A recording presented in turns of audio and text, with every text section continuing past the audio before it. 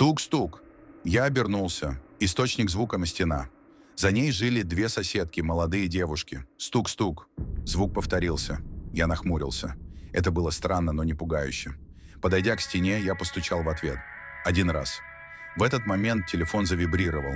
Взяв его, я увидел сообщение. От Мии, одной из девушек из соседней квартиры.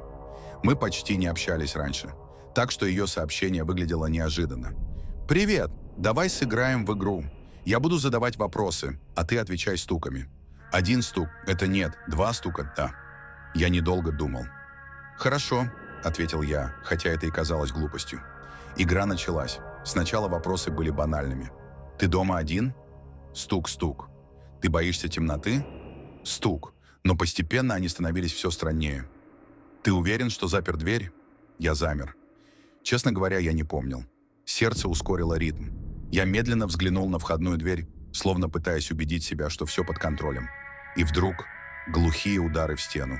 Мощные, хаотичные, как будто кто-то лупил в нее кулаками с дикой яростью. «Хватит!» — крикнул я, но удары не прекращались. Они становились громче, настойчивее, невыносимее.